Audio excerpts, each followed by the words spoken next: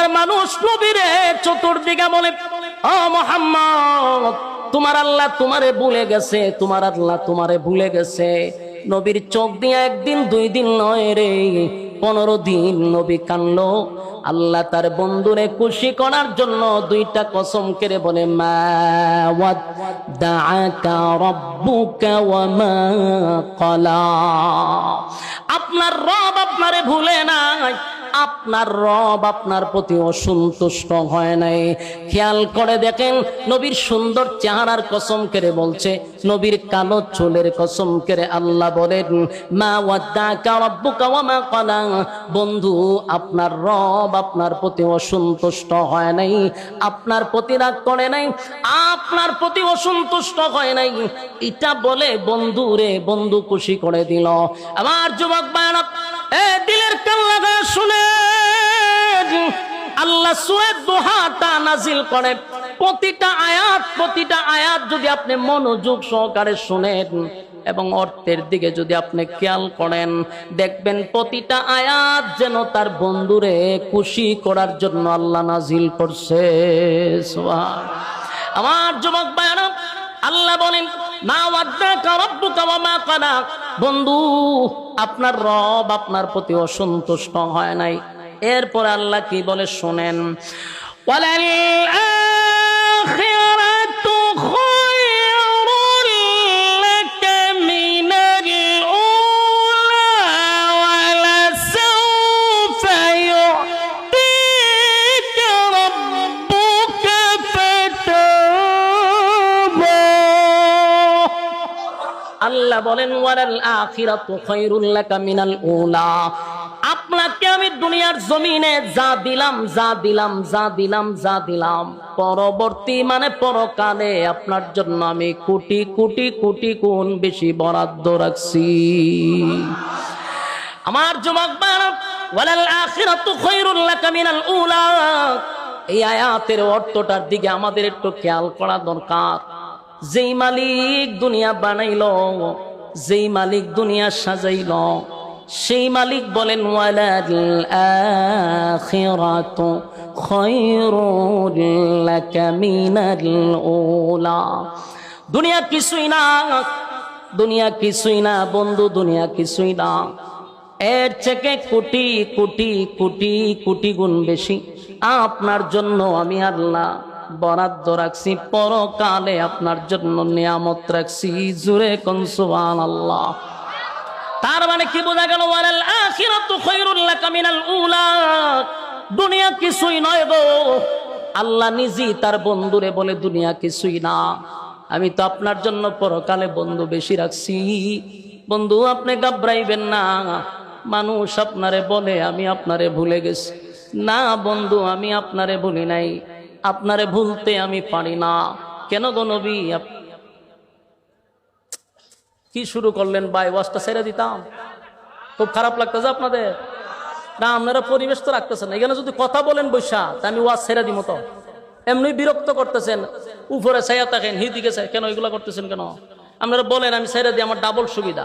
কারণ আমি আসছি 8টার সময়, এত দেরি করে আমার তুলবেন এটা তো আমি জানতাম না। এরপরে যদি আপনারা বকর চকর করেন, তা ছেড়ে দিলে আমার ডাবল সুবিধা, অসুবিধা নাই। আপনারা যখন দেখুন মনোযোগ নাই, তখন ছেড়ে দেবো। এখানে বাপ দাদার ইচ্ছা চলতেছে, কাল্পনিক গল্প চলতেছে, তাহলে মনোযোগ দিবেন না কেন? যদি বুঝতাম হুজুরে গিচ্ছা কয়, তাহলে ওয়াজে মনোযোগ দেওয়ার দরকার নাই। প্রতিটা আয়াত কোরআন থেকে হইতেছে, আপনি মনোযোগ না দিলে আপনার কে কইছে ওয়াজ শুনতেন? রাস্তা আছে, সুজা জানগা, কোনো অসুবিধা নাই তো। ওয়াজ শেষের প্রতি আমার বড় বড় ওলামায়ে কেরাম করে গেছে না, আমি তো এদের ছাত্র সমান। আমি তো মোনাজাত দিই, এটা তো শরম। মোনাজাতটা তাদের করা দরকার। আপনারা যা বইবেন এটা হলো বুনাফ, আমার অসুবিধা নাই, ছেড়ে দিব। বিরক্ত করেন আল্লাহর রাস্তা। কথাগুলো একটু মনোযোগ দেন। বিরক্ত লাগলে আমার ইশারা দিবেন, বলো হ হুজুর ভাল লাগতেছে না, বলুন। মনোযোগ আছে না আপনারা? আল্লাহর রাস্তায় একটু মনোযোগ দিন। যিনি কথা বলে আর শ্রোতারা যদি মাঝখান দিয়ে আবার কথা বলে, তাহলে বলনে বলার কথা বলার আর আগ্রহ উৎসাহ থাকে না, মন মানসিকতা নষ্ট হয়। মন মানসিকতা নষ্ট করিন না। কথাগুলো একটু দিলের কান লাগায় শুনেন। সূরা দুহার প্রতিটা আয়াত আপনি বাংলায় দেখবেন, নিজে নিজে গড় গিয়া দেখবেন, যেন আমি দেখতেছি প্রতিটা আয়াত যেন আমার বন্ধুরে খুশি করার জন্য নাজিল করছে। আল্লাহ তার বন্ধুরে প্রতিটা আয়াতে বোঝা যায় নবীর জন্য, নবীরে সান্ত্বনা দেওয়ার জন্য, খুশি করার জন্য আল্লাহ নাজিল করছে। এই জন্য আল্লাহ প্রথম দুইটা কসম কইরা কয় বন্ধু আপনারে ভুলি নাই। এরপর আল্লাহ কয় দুনিয়াতে আপনারে কি দিছি, কোটি গুণ আপনার জন্য বরাদ্দ রাখছি। এরপর আল্লাহ বলেন ওয়ালা সাউফা ইউতিকা রাব্বুকা ফাতারদা। এরপর আল্লাহ বলেন বন্ধু অচিরে আপনাকে আমি খুশি করব, এমন খুশি করব বন্ধু, আপনাকে আমি দিতেই থাকবো সুবহান। ওয়ালা সাউফা ইউতিকা রাব্বুকা ফাতারদা। এই আয়াতের ব্যাখ্যা তাফসীরকারকরা বলেন হতে পারে আল্লাহ অচিরে খুশি করবে, তার মানে হলো হয় মক্কা বিজয়ের ইঙ্গিত, আর না হয় সাত আসমান টপকাইয়া নবীর আরশে আজিমে দাওয়াত দেওয়ার খুশি। সুবহানাল্লাহ। ওয়ালা সাউফা ইউতিকা রাব্বুকা ফাতারদা। আল্লাহ বলে বন্ধু অচিরেই আপনাকে খুশি করব, এমন খুশি করব বন্ধু আপনি খুশি না হওয়া পর্যন্ত দিতেই থাকবো সুবহানাল্লাহ। এটা কোনটা হতে পারে? যখন আমার মালিক বন্ধুরে ইনভাইট করছে, ইনভাইট মানে দাওয়াত করছে, কোন নবী আদম থেকে নিয়ে ঈসা রুহুল্লাহ পর্যন্ত কোন নবীরে আল্লাহ জমিন থেকে সাত আসমানে দাওয়াত দেয় নাই, আরশে আজিমে দাওয়াত দিয়া নেয় নাই। আমার নবীর আল্লাহ ইনভাইট করছে বন্ধু দুনিয়াতে আপনারে দেখি, মনটা চায় কাছে না দেখি। সুবহানাল্লাহ। তাই আল্লাহ বন্ধুরে দাওয়াত দিয়া সাত আসমান টপকাইয়া, সিদরাতুল মুনতাহা টপকাইয়া, আরশে আজিমে নিয়া বন্ধুর পাশে বন্ধুরে বসাইয়া আমার আল্লাহ বলে আমার বন্ধুরে আমি মন মতো দেখছি।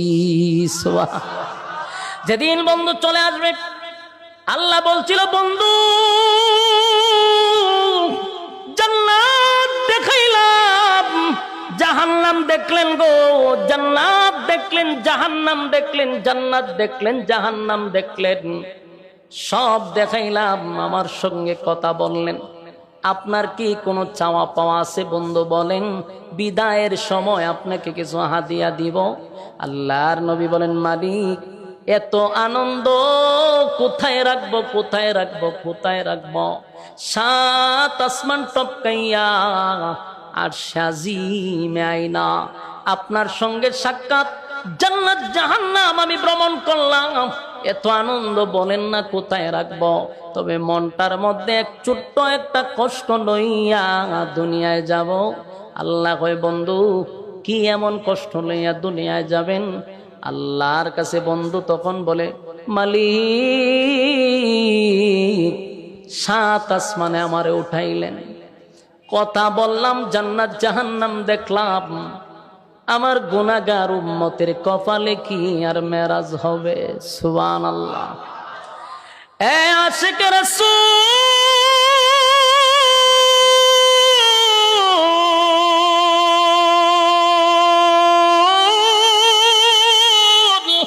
আমার নবীর কত মায়া, সাত আসমানে গিয়ে উম্মত বলে না, সাত আসমানে গিয়া উম্মত ভুলে নাই। আল্লাহ সাত আসমান সাত জমিন দেখাইলেন, সূর্য চন্দ্র আকাশ জমিন ভ্রমণ করিয়া বন্ধু এক মন বেতা লইয়া দুনিয়ায় আসবে। আল্লাহ কয় হতে পারে না, আমার বন্ধু বেজার হইয়া যাবে, হতে পারে না। বলুন বন্ধু আপনার চাহিদা কি? বলে আল্লাহ আমার গুনাহগার উম্মত তো বেরাজ করতে পারবে না। আল্লাহ বলে বন্ধু আপনাকে হাদিয়া দিলাম 5 ওয়াক্ত নামাজ, এই নামাজ আপনারে আমি হাদিয়া দিয়া দিলাম। আপনার কোনো বান্দা, আপনার কোনো উম্মত যদি 5 ওয়াক্ত নামাজটা পড়ে, আমার কোনো বান্দা বান্দি যদি 5 ওয়াক্ত নামাজ পড়ে, আমি ওয়াদা দিলাম আপনার মেরাজ হইছে 7 আসমানের উপরে, আর আপনার উম্মতের মেরাজ হবে আমার সঙ্গে জমিনে। আমার যুবক ভাইরা, এই জন্য নামাজের মাধ্যমে আল্লাহর সঙ্গে বন্দার সাক্ষাৎ হয়, আল্লাহর সঙ্গে বন্দার কথাবার্তা হয়। সুবহানাল্লাহ। এই একমাত্র মাধ্যম হলো নামাজের মাধ্যমে, আরেকটা হলো কোরআন তেলাওয়াতের মাধ্যমে। কোরআন তেলাওয়াত করলেও আল্লাহর সঙ্গে কথা হয়। নামাজে দাঁড়াইয়া কোরআন তেলাওয়াত করবেন তো আল্লাহর সঙ্গে কথা হবে। আল্লাহ কয়, বন্ধু আপনার উম্মত যখন সেজদা দেয়, আমি আল্লাহর কুদরতি পায়ে সেজদা দেয়। আমার যুবক ভাইরা, এই জন্য আল্লাহ বলে, বন্ধু মাঝে মধ্যে নামাজে দাঁড়াইয়া আপনি তেলাওয়াত করবেন। আল্লাহ বলেন, ইয়া আইয়ুহাল মুযাম্মিল কুমিল লাইলা ইল্লা কালিলা নিসফাহু আও ইনকুস মিনহু কালিলা নিসফাহু আও ইনকুস মিনহু কালিলা আও জিদ আলাইহি ওয়ারাত্তিলিল কুরআনা তারতিলা। এই জন্য আল্লাহ বলেন, এ চাদরওয়ালা, শুয়ে থাকলে চলবে না, মাঝে মধ্যে আপনি দাঁড়িয়ে যাবেন। আপনি দাঁড়ান রাতের একটা অংশে, আমি আল্লাহর সামনে দাঁড়ায়া যান কিয়ামুল লাইল, নামাজরত অবস্থায় দাঁড়িয়ে যান। নামাজে দাঁড়াইয়া ওয়ারাত্তিলিল কুরআনা তারতিলা, নামাজে দাঁড়াইয়া তারতিলের সাথে আপনি কোরআন তেলাওয়াত করেন। কারণ একমাত্র মাধ্যম হলো আমি আল্লাহর সঙ্গে কথা বলার জন্য, একটাই মাধ্যম হলো নামাজ। জোরে কোন সুবহান। আমার যুবক ভাইরা, চিন্তা করে দেখেন, আল্লাহ বলেন, ওয়ালা সাউফা ইউতিকা রাব্বুকা ফাতারদা, খুব শীঘ্রই আপনাকে আমি খুশি করব। এই কথাটার দুইটা কারণ, একটা মক্কা বিজয়, আর একটা হলো মেরাজ। এই জন্য আল্লাহ বলেন, ওয়ালা সাউফা ইউতিকা রাব্বুকা ফাতারদা। আমার যুবক ভাইরা, এরপর আল্লাহ বলেন, আলাম ইয়াজিদকা ইয়াতীমান ফাআওয়া। এখন থেকে আয়াতগুলো একটু মনোযোগ দিয়ে শুনেন। প্রথমগুলো ইয়াদ আছে তো?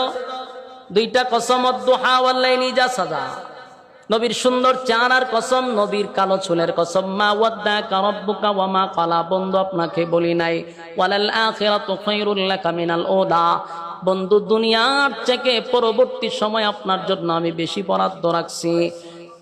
এরপর আল্লাহ বলেন, ওয়ালা সাউফা ইউতিকা রাব্বুকা ফাতারদা, শীঘ্রই আপনাকে খুশি করব। এরপর আল্লাহ বলেন, আলাম ইয়াজিদকা ইয়াতীমান ফাআওয়া, বন্ধু আপনাকে কি আমি ইতিম অবস্থায় পাই নাই? এ যুবক ভাইয়েরা, ফুলবাড়িয়ার ভাইয়েরা, কথাগুলি মনোযোগ দিলে বুঝতে সুবিধা হবে। এখানে আল্লাহ বলেন, আলাম ইয়াজিদকা ইয়াতীমান ফাআওয়া, বন্ধু আপনাকে কি আমি ইতিম অবস্থায় পাই নাই? কেন এই কথাটা বললেন? তার মানে হলো, বন্ধু যদি বন্ধুর সঙ্গে অভিমান করে, বন্ধুর সঙ্গে যদি অভিমান করে রে, বন্ধুর রাগ ভাঙানোর জন্য বন্ধুরে অতীতের কথা বইলা আনন্দ দেয়। আমার কথা কি আপনারা বুঝতেছেন?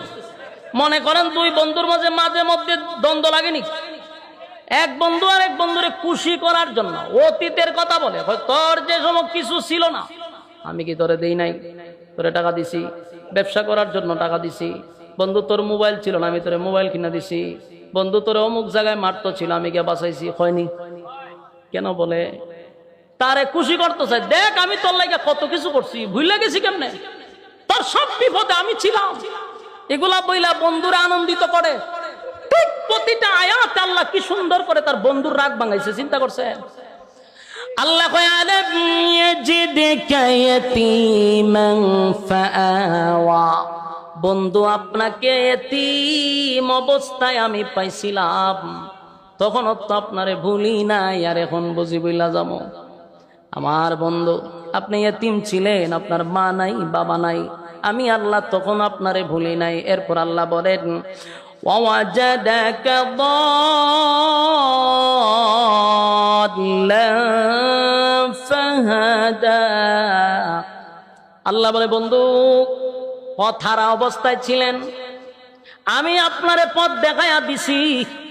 এই কথার ব্যাখ্যা হলো যে ছেলেটার মা না থাকে, বাবা না থাকে, আত্মীয় স্বজন যদি তারে সাপোর্ট না করে, এই ছেলেটা ভালো হয় না, ঠুকাই হয়, কথা হয় না, পথ হারা হয়ে যায়, নষ্ট হয়ে যায়, লেখাপড়া করে না। আল্লাহ কয় আপনার মা নাই বাবা নাই, আত্মীয় স্বজন আপনার পক্ষে নাই, কিন্তু আমি আপনারে সঠিক রাস্তায় নিয়ে গেছি, পথ হারানোর সুযোগ আমি দেই নাই। সুবহান। দেখেন বন্ধুরে, বন্ধু এমন ভাবে বুঝাইতেছিল, বন্ধু আপনারে কিন্তু আমি পথ দেখায়া দিছি, রাগ কইরেন না। এরপরে যে কথাটা আল্লাহ বলছেন ওয়াজাদাকা আইলান ফাআগনা, এই আয়াতের কথাগুলি আমার মক্কাতুল মুকাররমায় যখন প্রকাশ্যে কোরআনের দাওয়াত দেওয়া শুরু হইল, তখন মক্কার মানুষ এক পর্যায়ে রাসূলকে বিভিন্নভাবে বাধা দিল। কোনোভাবেই যখন সফল হইতে পারল না, তারা বৈঠকে বসলো। বৈঠকে বসার পরেও রাসূলের সঙ্গে কথা বইলা পারে না, কোনো না কোনো জায়গায় তারা আটকা পড়ে যায়। মক্কার মানুষ বারবার যায় আর বলে যে আমরা যতবার মুহাম্মদের কাছে যাই সাল্লাল্লাহু আলাইহি সাল্লাম, কিন্তু আমরা কথা বলে ওনার সঙ্গে পেরে উঠি না, কোনো না কোনো জায়গায় আমরা লজ্জিত হই। যতই চেষ্টা করি ওনাকে হারানোর জন্য, উল্টা আমরা নিজেরাই হেরে যাই। এর বাস্তব একটা নমুনা হলো 16 বছর যারা টকশু দেখছেন, টিভিতে টকশু দেখেন নাই, 16 বছর যারা টকশু দেখছেন, দেখবেন একজন আলেমকে দাওয়াত দেওয়া হইতো, বাকি 4 জন নাস্তিক রাখত। পরিকল্পিতভাবে একজন আলেমকে হেনস্থা করার জন্য এটা তাদের পরিকল্পিত একটা প্ল্যান ছিল। 4 জন নাস্তিক থাকতো, উপস্থাপন যে করে সে শুদ্ধ নাস্তিক, আর একজন আলেম রাখত। আল্লাহর কি কুদরত দেখেন, 4-5 জন নাস্তিকরা একত্রিত হয়েও একজন আলেমের সাথে তারা কোনোভাবেই পাইরা উঠতে পারে নাই। বাস্তব কইছি না বাস্তব? যারা দেখছেন এরা শুধু বুঝতেছেন। এই যে আমার আগে ওয়াজ করলেন আল্লামা সাখাওয়াত হোসেন রাজি সাহেব, ওনার অনেক টকশোগুলা দেখবেন টিভিতে, 4-5টা নাস্তিক মিললেও আটকাইতে পারে নাই, উল্টা তারা ফেসে গেছে। এটার কারণটা হলো আলেমদের কাছে যে এলেম, এটা আসমানি এলেম, আল্লাহ প্রদত্ত। তাই দুনিয়াবি যত জাগতিক যত জ্ঞান আছে, এদের কাছে আসার পরে তাদের জ্ঞান এখানে শেষ। এজন্য যতটা টকশোতে আলেমদেরকে বসাইছে পরিকল্পিতভাবে হেনস্থা করার জন্য, উল্টা তারা লজ্জিত হয়েছে। বাস্তব না বাস্তব? না, আসমানি এলেম। ঠিক মক্কার মানুষ রাসূলকে বারবার চাইছিল যে কোনোভাবে রাসূলকে কথা দিয়া হারানো যায় কিনা, উল্টা তারা ফেসে যায়। তো এক পর্যায়ে মক্কার বড় বড় লিডাররা বলল যে আমরা যতই চেষ্টা করি মুহাম্মদের সঙ্গে কথা বলে কোনোভাবেই পারবো না। কেন পারবো না? বলে ওনার কাছে যে এলেম, এটা আসমানি আল্লাহ প্রদত্ত, তাই আমরা যতই চেষ্টা করি ওনাকে আমরা হারাইতে পারবো না। তো বললো তো এখন বিকল্প রাস্তা কি? বল বিকল্প রাস্তা হলো আসমানি এলেম কার কাছে আছে এমন লোক নিয়ে মুহাম্মদের সঙ্গে টকশুতে বসতে হবে। গোটা মক্কা নগরীতে একজন আসমানি এলেমওয়ালা লোক নাই, কিন্তু মদিনায় অভাব নাই। তারা চিন্তা করলো প্রয়োজনে আমরা মদিনায় যাব, 400 কিলোমিটার দৌড়াইয়া যাব, সেখান থেকে ভাড়া করে আমরা নিয়ে আসবো মুহাম্মদের সঙ্গে টকশুতে বসানোর জন্য। কথা বুঝতেছেন? শেষে করলো কি? মদিনায় গেল। মদিনায় অনেক তাওরাতের আলেম ছিল, ইহুদি পণ্ডিত। তাদের কাছে গিয়া তাদের দুঃখ প্রকাশ করলো যে আমাদেরই বংশের, আমাদেরই গোত্রের, আমাদেরই রক্তের, আমাদেরই বাতিজা, তাকে আমরা আব্দুল্লাহর পুত্র মোহাম্মদ বলে ডাকি। ইদানিং সে নিজেকে রাসূল বলে দাবি করে এবং সে আমাদেরকে একত্ববাদী খোদার দাওয়াত দেয়, বাপ দাদার ধর্মের মধ্যে চুনকালি মারতেছে, তার সঙ্গে কোনোভাবেই আমরা কথা বলে পারতেছি না। কেন আপনারা যদি আমাদের সঙ্গে মক্কায় যান তাহলে আমাদের ইজ্জত রক্ষা হয়। তাওরাতের পণ্ডিতরা, বিজ্ঞ আলেম যারা তাওরাতে, তারা বলল আমরা যাব পরে, আগে তার ব্যাপারে একটু অ্যানালাইজ করা দরকার। আমাদের প্রথম প্রশ্নের জবাব দাও, তা যে বংশে জন্মগ্রহণ করছে বংশটা কি কুরাইশ বংশ? মক্কার মানুষ আশ্চর্য হয়ে বলে যে হ, কুরাইশ বংশ।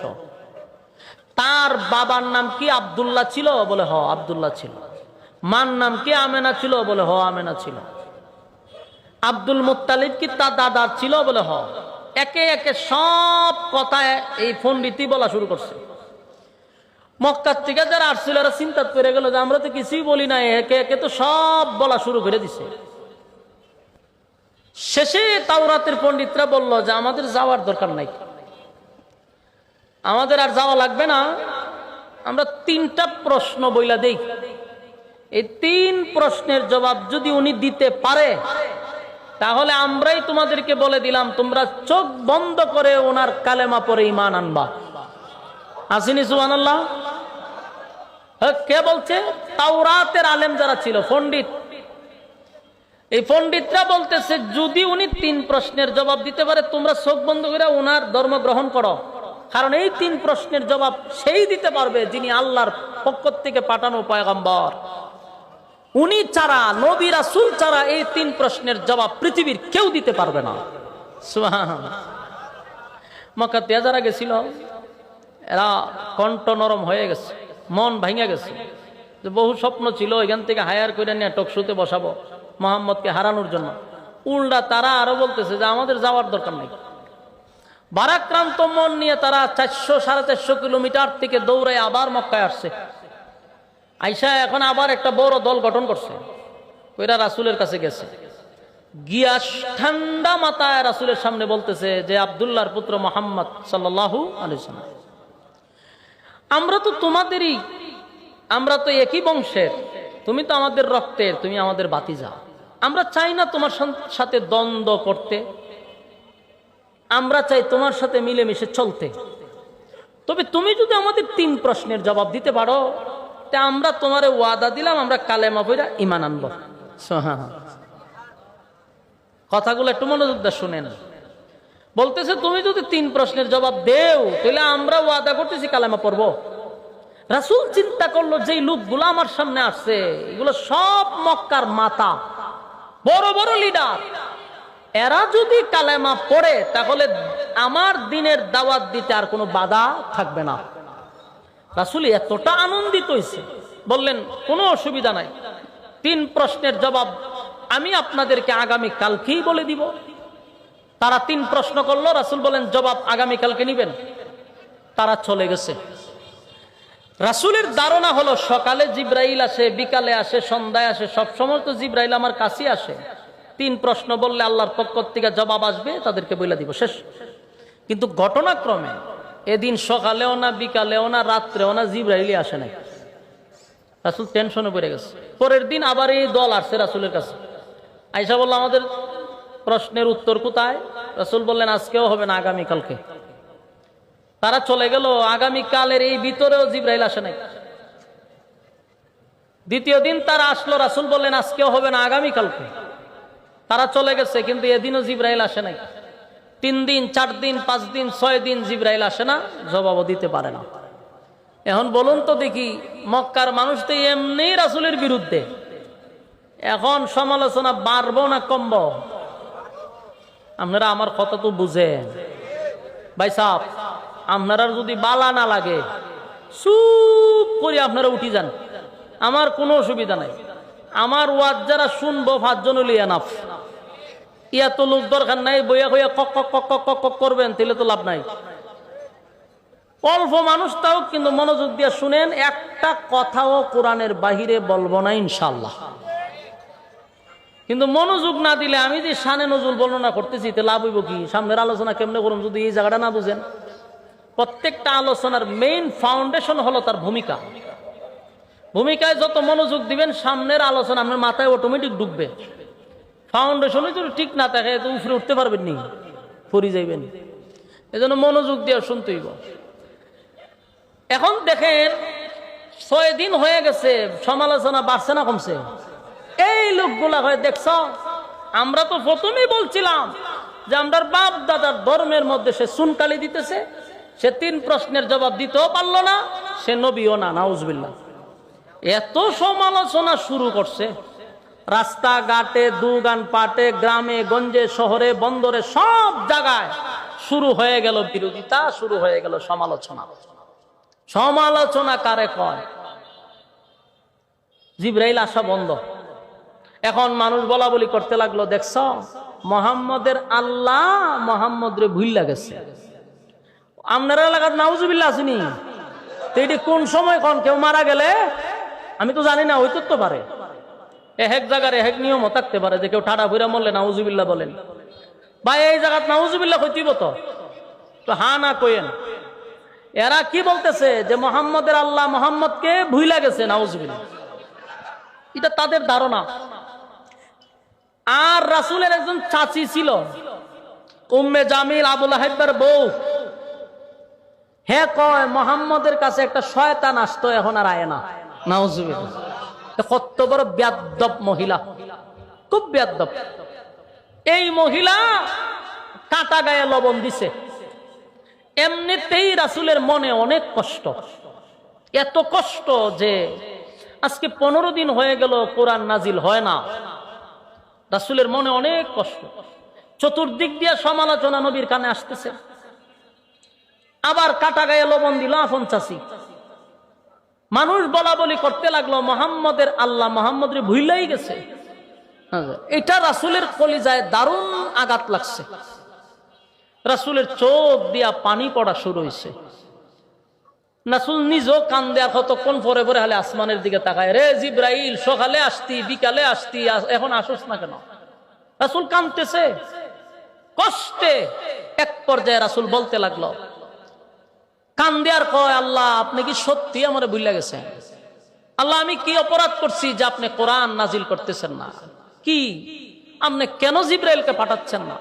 রাসূলের কান্দা দিক্কা আল্লাহ কয় আর সহ্য করা যায় না, জিবরাইলে পাঠাইছে। কতদিন পরে? 15 দিন পরে। 15 দিন নবী খালি কাঁদছে, খালি কাঁদছে। চতুর্দিকের সমালোচনা, নবীর মনে আঘাত। জিবরাইল আসে না, কোরআন নাজিল হয় না, নবীর কষ্টে নবী কাঁদছে। 15 দিন পরে, কোনো বর্ণনায় 40 দিন, জিবরাইল আসছে রাসূলকে সান্ত্বনা দেওয়ার জন্য। যখন আসছে তখন এই সূরাটা নিয়ে আসছে, সূরা দোহা। ভাই সাহেব বুঝছেন না আমার কথা? যখন আসছে কি নিয়ে আসছে? আমি যে সূরা তেলাওয়াত করছি এই সূরা নিয়ে রাসূলের সামনে আসছে। এই হলো মূল নাজিলের কারণ। 15 দিন পরে জিবরাইল আইসা রাসূলের সামনে দাঁড়াইছে। আল্লাহ রাসূল একটু অভিমান জিবরাইলের প্রতি, কথা কয় না। হয় রে জিবরাইল, আসলি তো 15 দিন পর আইলি কেন? এত কান্না, আমারে কেন কান্দাইলি? জিবরাইল কয়, হুজুর আমি আসতে চাইছি। জিবরাইল কয়, হুজুর আমি তো আসতে চাই, আল্লাহ না আমার আসতে দেয় না। তো রাসূল কান্না শুরু করছে। তাহলে কি সত্যি আল্লাহ রাগ করছে? জিবরাইল তখন কয়, হুজুর মালিক আপনার প্রতি রাগ করে নাই, আপনার প্রতি কোনো রাগ করে নাই, আপনারে ভুলেও যায় নাই। তবে 15 দিন কোরআন নাজিল না হওয়ার পিছনে একটা কারণ হলো, স্মরণ করে দেখেন 15 দিন আগে আপনার কাছে 3টা প্রশ্ন নিয়ে যারা ছিল, আপনাকে 3টা প্রশ্ন জিজ্ঞাসা করছে গো নবী। আপনি তাদেরকে বলছেন আগামী কালকে জানাবেন। এই কথাটা আল্লাহর কাছে পছন্দ হয় নাই। এটা আল্লাহর কাছে পছন্দ হয়েছে না তো? আপনি মাঝখানে তো ইনশাআল্লাহ ছেড়ে দিছেন। বলুন কি ছেড়ে দিছে? ইনশাআল্লাহ ছেড়ে দিছেন। এই জন্য আল্লাহর কাছে এটা পছন্দ হয়েছে না। আপনি বলছেন আগামীকালকে বলবো। যদি বলতেন ইনশাআল্লাহ আগামীকালকে বলবো, তাহলে এই কোরআন নাজিল বন্ধ হয় না। কোরআন নাজিল বন্ধ হওয়ার 2টা কারণ ছিল। একটা হলো কোরআন নাজিল হওয়ার কারণে রাসূলি পেশাবটা নিতে পারতো না। রাসূলকে কিছু সময়ের জন্য বিশ্রাম রাখার জন্য, রেস্টে রাখার জন্য আল্লাহ ইচ্ছাকৃতভাবে কোরআন নাজিল বন্ধ করছে।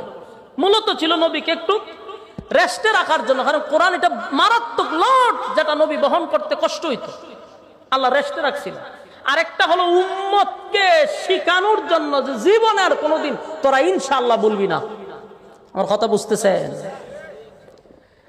জিবরাইল আলাইহিস সালাতু ওয়াস সালাম বলেন, পয়গম্বর তিনটা প্রশ্ন লইয়া আপনার কাছে আসছিল, তখন আপনি বলছেন আগামী কালকে আপনি 3 প্রশ্নের জবাব দিবেন। আমার আল্লাহর কাছে এটা পছন্দ হয় নাই, আল্লাহর কাছে পছন্দ হয় নাই, কারণ মাঝখানে আপনি ইনশাআল্লাহ ছেড়ে দিছেন। ইনশাআল্লাহ ছেড়ে দেওয়ার কারণে আমার মালিক আমারে আশা বন্ধ করে দিছে। তবে নবী, মানুষ আপনাকে যে বলল আপনার মালিক আপনারে ভুলে গেছে, আপনিও চোখ দিয়া পানি চাটছেন 15 দিন। বন্ধু, আপনার মালিক কিন্তু আপনার প্রতি অভিমান করে নাই, আপনারে ভুলে যায় নাই। আপনার মালিক আপনার প্রতি সন্তুষ্ট, এতে কোনো সন্দেহ নাই। আল্লাহ রাব্বুল আলামিন তখন বন্ধু যে 15 দিন কাঁদছে, এত কান্না নবী কাঁদছে রে, আসমানের দিকে তাকায়া বলতো, মালিক, মক্কার মানুষ আমারে বলে আপনি আমারে ভুলে গেছেন গো। আল্লাহ, আপনি কি সত্যি আমারে ভুলে গেলেন? ভুলে গেলেন, ভুলে গেলেন। আল্লাহ তার বন্ধুরে সান্ত্বনা দেওয়ার জন্য সূরা দুহাটা নাজিল করিয়া জানায়া দেয়, না বন্ধু না, আপনারে কেমনে বলি, আপনারে বলতে পারি না। সূরা দুহা নাজিল করে তার শুরুতেই 2টা কসম করছে। জোরে কোন কয়টা? আরো জোরে, সবাই মিলে 2টা কসম। আল্লাহ 2টা কসম করে বলে, ওয়াদ-দুহা ওয়াল-লাইলি ইযা সাজা মা ওয়াদ্দা'আকা রাব্বুকা ওয়া মা ক্বালা ওয়ালাল-আখিরাতু খায়রুল লাকা মিনাল উলা ওয়ালাসাউফা ইউ'তিকা রাব্বুকা ফাতারদা। আল্লাহ বলেন, ওয়াদ-দুহা, দিনের আলোর কসম, দিনের আলোর কসম, দিনের আলোর কসম। ওয়াল-লাইলি ইযা সাজা, রাতের অন্ধকারের কসম। তাফসীর কারকরা বলেন, ওয়াদ-দুহার আরেকটা ব্যাখ্যা হতে পারে, ওয়াল-লাইলি ইযা সাজার আরেকটা ব্যাখ্যা হলো, প্রথম নাম্বার হলো ওয়াদ-দুহা, এটার আরেকটা ব্যাখ্যা হলো ওয়াদ-দুহা নবীর সুন্দর উজ্জ্বল চেহারার কসম। শিকার দিয়া কোন সুবহান। আর যুবক ভাইরা, এ মালিকের কত মায়া, বন্ধুর প্রতি বন্ধুর কত মায়া রে। বন্ধুর চেহারা সুন্দর, বন্ধুর উজ্জ্বল চেহারার কসমটা আল্লাহ করছে। বন্ধু, ওয়াদ-দুহা, আপনার সুন্দর চেহারার কসম, আপনার সুন্দর চেহারার কসম। ওয়াল-লাইলি ইযা সাজা, আপনার কালো চুলের কসম। আমার বন্ধুর চুলগুলা সুন্দর ছিল, তাই আল্লাহ বলেন আপনার কালো চুলের কসম। বন্ধু, আপনার কালো চুলের কসম। এখানে 2টা কসম, দিনের আলোর কসম, নবীর সুন্দর চেহারার কসম, রাতের অন্ধকারের কসম, নবীর কালো চুলের কসম। 2টা কসম করে আল্লাহ বলেন, মা ওয়াদ্দা'আকা রাব্বুকা ওয়া মা ক্বালা। এ আমার যুবক ভাইরা, এ বন্ধুর প্রতি বন্ধুর কত মায়া। মক্কার মানুষ নবীরে চতুর্দিকে বলে, ও মুহাম্মদ, তোমার আল্লাহ তোমারে ভুলে গেছে, তোমার আল্লাহ তোমারে ভুলে গেছে। নবীর চোখ দিয়ে 1 দিন 2 দিন নয় রে, 15 দিন নবী কানলো। আল্লাহ তার বন্ধুরে খুশি করার জন্য 2টা কসম করে বলে, মা ওয়াদ্দাআকা রাব্বুকা ওয়া মা ক্বালা। আপনার রব আপনারে ভুলে নাই, আপনার রব আপনার প্রতি অসন্তুষ্ট হয় নাই। খেয়াল করে দেখেন, নবীর সুন্দর চেহারার কসম করে বলছে, নবীর কালো চুলের কসম করে আল্লাহ বলেন, মা ওয়াদ্দাআকা রাব্বুকা ওয়া মা ক্বালা। বন্ধু, আপনার রব আপনার প্রতি অসন্তুষ্ট হয় নাই, আপনার প্রতি রাগ করে নাই, আপনার প্রতি অসন্তুষ্ট হয় নাই। এটা বলে বন্ধু রে বন্ধু খুশি করে দিল। আমার যুবক ভাইরা, এ দিলের কান লাগা শুনে আল্লাহ সূরা দুহাটা নাজিল করে। প্রতিটা আয়াত যদি আপনি মনোযোগ সহকারে শুনেন এবং অর্থের দিকে যদি আপনি খেয়াল করেন, দেখবেন প্রতিটা আয়াত যেন তার বন্ধুরে খুশি করার জন্য আল্লাহ নাজিল করছে। সুবহান। আমার যুবক ভাইরা, আল্লাহ বলেন, মা ওয়াদ্দাআকা রাব্বুকা ওয়া মা ক্বালা। বন্ধু, আপনার রব আপনার প্রতি অসন্তুষ্ট হয় নাই। এরপর আল্লাহ কি বলে শুনেন, ওয়ালাল আখিরাতু খায়রুল লাকা মিনাল উলা ওয়ালা সাওফা ইউ'তিকা রাব্বুকা ফাতারদা। আল্লাহ বলেন, ওয়ালাল আখিরাতু খায়রুল লাকা মিনাল উলা। আপনাকে আমি দুনিয়ার জমিনে যা দিলাম, পরবর্তী মানে পরকালে আপনার জন্য আমি কোটি কোটি কোটি গুণ বেশি বরাদ্দ রাখছি। আমার যুবক ভাইরা, ওয়ালাল আখিরাতু খায়রুল লাকা মিনাল উলা, এই আয়াতের অর্থটার দিকে আমাদের একটু খেয়াল করা দরকার। যেই মালিক দুনিয়া বানাইলো, যেই মালিক দুনিয়া সাজাইলো, সেই মালিক বলেন, ওয়ালাল আখিরাতু খায়রুল লাকা মিনাল উলা। দুনিয়া কিছুই না বন্ধু, দুনিয়া কিছুই না। এর থেকে কোটি কোটি কোটি কোটি গুণ বেশি আপনার জন্য আমি আল্লাহ বরাদ্দ রাখছি। পরকালে আপনার জন্য নিয়ামত রাখছি। জোরে কোন সুবহানাল্লাহ। তার মানে কি বোঝা গেল, ওয়ালাল আখিরাতু খায়রুল লাকা মিনাল উলা।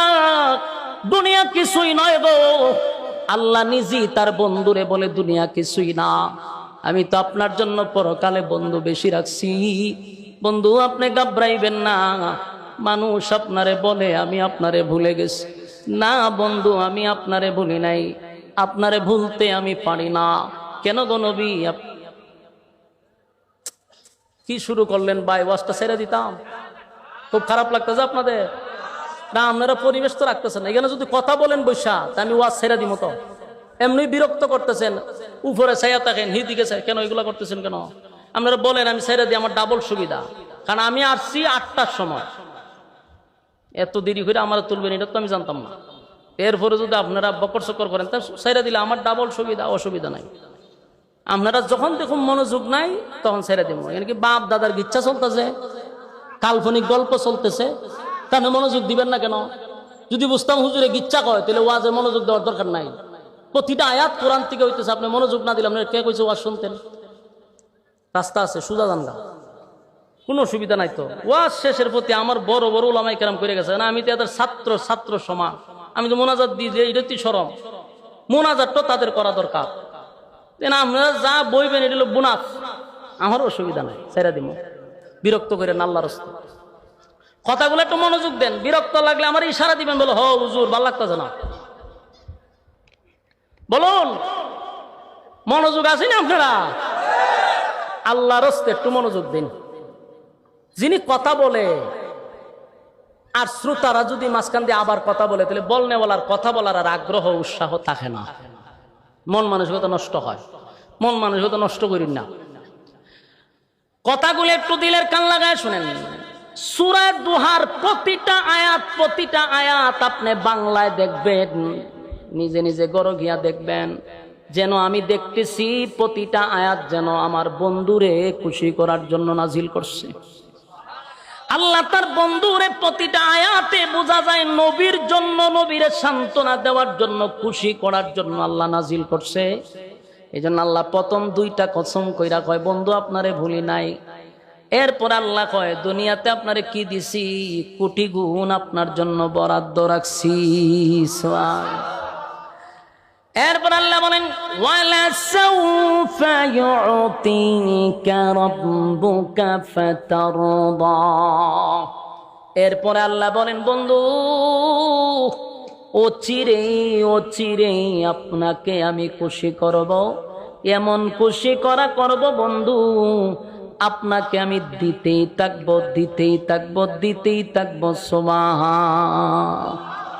ওয়ালা সাউফা ইউতিকা রাব্বুকা ফাতারদা। এই আয়াতের ব্যাখ্যা তাফসীরকারকরা বলেন হতে পারে আল্লাহ অচিরে খুশি করবে, তার মানে হলো হয় মক্কা বিজয়ের ইঙ্গিত, আর না হয় সাত আসমান টপকাইয়া নবীর আরশে আজিমে দাওয়াত দেওয়ার খুশি। সুবহানাল্লাহ।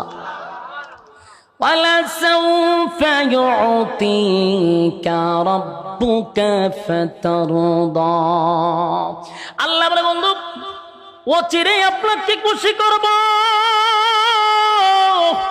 এমন খুশি করব বন্ধু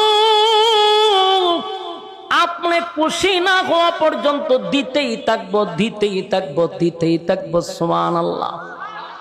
এটা কোনটা হতে পারে? যখন আমার মালিক বন্ধুরে ইনভাইট করছে, ইনভাইট মানে দাওয়াত করছে, কোন নবী আদম থেকে নিয়ে ঈসা রূহুল্লাহ পর্যন্ত কোন নবীরে আল্লাহ জমিন থেকে সাত আসমানে দাওয়াত দেয় নাই, আরশে আজিমে দাওয়াত দিয়া নেয় নাই। আমার নবীর আল্লাহ ইনভাইট করছে বন্ধু দুনিয়াতে আপনারে দেখি, মনটা চায় কাছে আইনা দেখি। সুবহানাল্লাহ।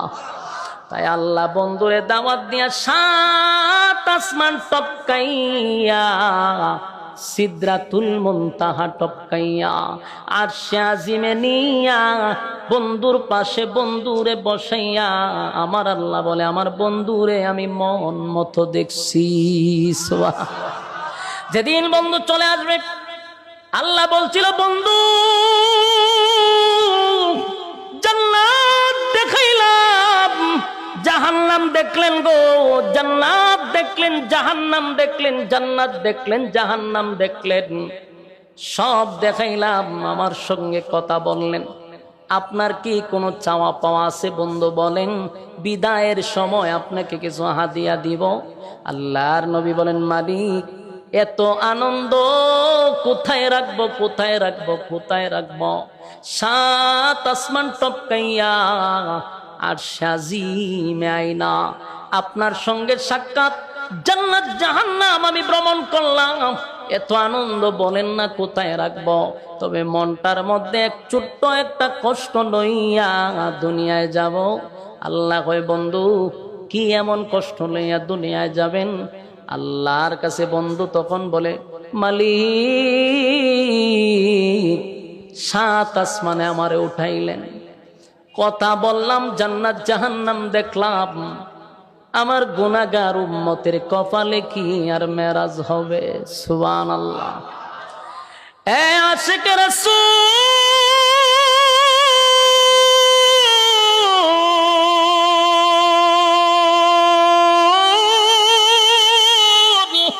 আমার নবীর কত মায়া, সাত আসমানে গিয়ে উম্মত বলে না, সাত আসমানে গিয়া উম্মত ভুলে নাই।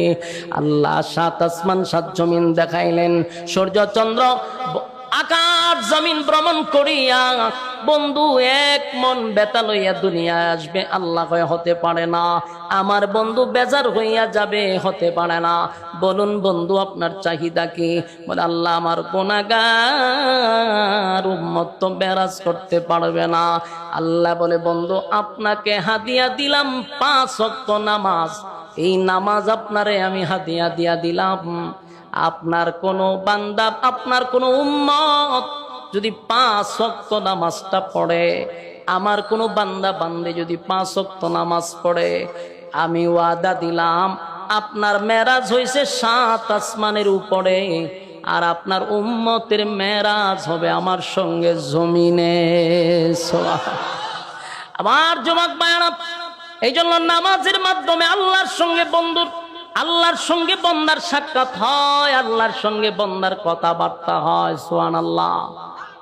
এই একমাত্র মাধ্যম হলো নামাজের মাধ্যমে, আরেকটা হলো কোরআন তেলাওয়াতের মাধ্যমে। কোরআন তেলাওয়াত করলেও আল্লাহর সঙ্গে কথা হয়। নামাজে দাঁড়াইয়া কোরআন তেলাওয়াত করবেন তো আল্লাহর সঙ্গে কথা হবে।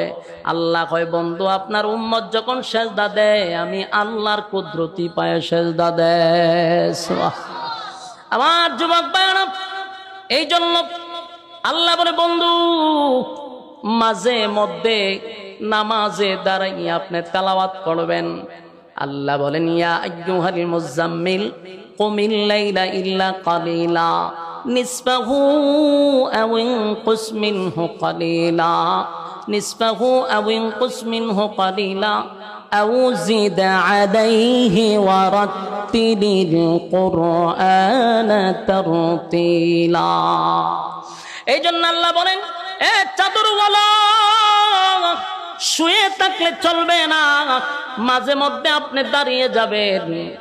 আপনি দাঁড়ান রাতের একটা অংশে, আমি আল্লাহর সামনে দাঁড়ায়া যান কিয়ামুল লাইল, নামাজরত অবস্থায় দাঁড়িয়ে যান।